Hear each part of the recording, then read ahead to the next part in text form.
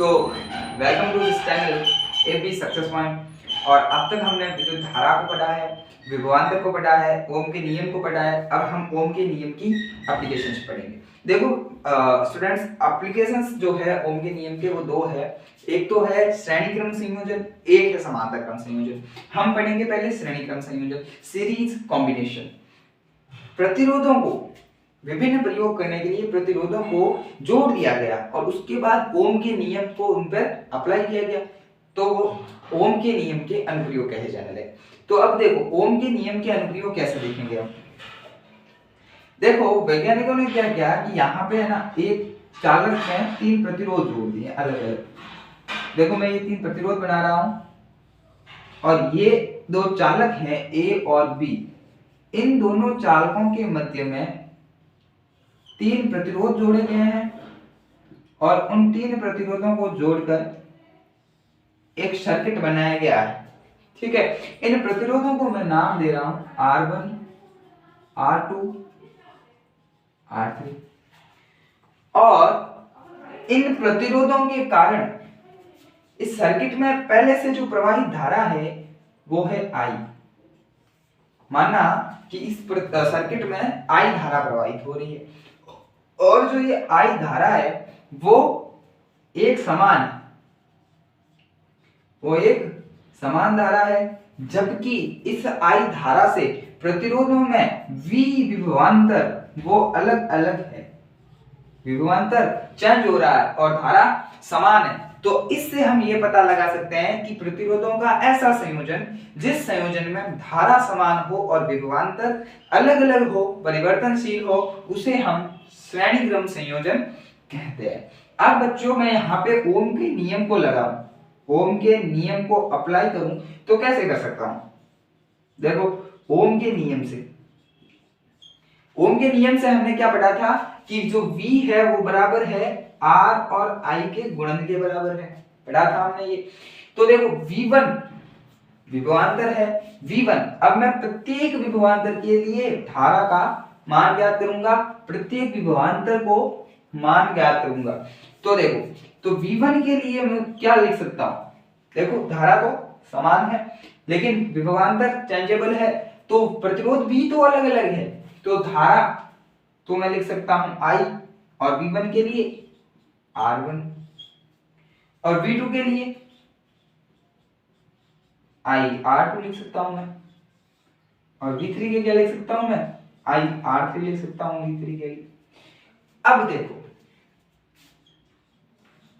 अब मैंने माना कि ये जो पूरा सर्किट है, ये जो पूरा सर्किट है, इस सर्किट के अंदर पूरा जो टोटल प्रतिरोध P, जो तुल्य प्रतिरोध है, वो मैंने मान लिया RS।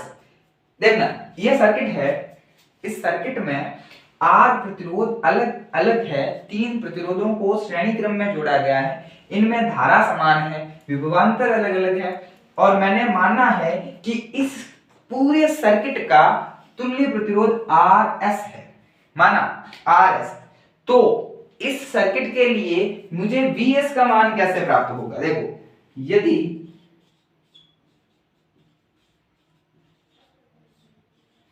परिपथ का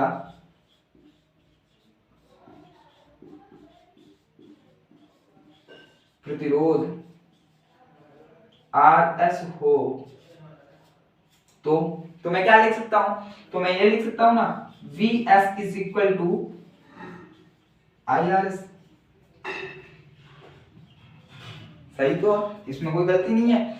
अब देखो, अब मैं क्या करूंगा कि हम जानते हैं कि वो सब क्या है संयोजन में। संयोजन का मतलब क्या हुआ कि प्रत्येक को हम जोड़ेंगे। तो देखो VS जो है वो किसके बराबर है, V1 plus V2 plus V3 के बराबर है, और V1 V3 V2 के मान क्या है, ये है। तो देखो IRS is equal to IR1 plus IR2 plus IR3। अब इसमें से मैं I को कॉमन ले लूं तो मेरे पास बचेगा R1 plus R2 plus R3। And जो लास्ट फॉर्मूला होगा वो होगा R S is equal to R1 plus R2 plus R3। तो इस अनुप्रयोग से हम ये पता लगा सकते हैं कि अगर किसी प्रतिरोध को श्रेणी क्रम में संयोजित किया जाए, अगर किन्हीं प्रतिरोधों को श्रेणी क्रम में संयोजित किया जाए तो उनका तुल्य प्रतिरोध उन प्रतिरोधों के योग के बराबर होता है। देखो बच्चों कि मैंने क्या किया कि मैंने एक सर्किट लिया है, उस सर्किट में 3 प्रतिरोधों को श्रेणी क्रम में जोड़ रखा है, कंबाइंड सीरीज में जोड़ रखा है। फिर मैंने क्या कहा कि जो धारा I जो प्रवाहित हो रही है वो एक समान है, लेकिन विभवांतर चेंज हो रहे हैं। तो प्रत्येक विभवांतर के लिए धारा का मान मैंने ज्ञात किया। फिर मैंने क्या किया कि यदि प्रतिरोध का तुल्य प्रतिरोध टोटल रेजिस्टेंस वो जो RS हो, अगर तुल्य प्रतिरोध RS हो अगर, तो VS किसके बराबर होगा? IRS के। फिर क्या किया मैंने कि VS जो है किसके बराबर है? V1 plus V2 plus V3, और फिर इनके मान रखता गया और लास्ट उत्तर कितने आ गया? लास्ट आंसर क्या होगा? RS is equal to R1 plus R2 plus R3। आज के लेक्चर में हम इतना ही पढ़ेंगे। आगे हम पढ़ेंगे समांतर क्रम संयोजन और उसके बाद हम पावर के बारे में पढ़ेंगे। धन्यवाद।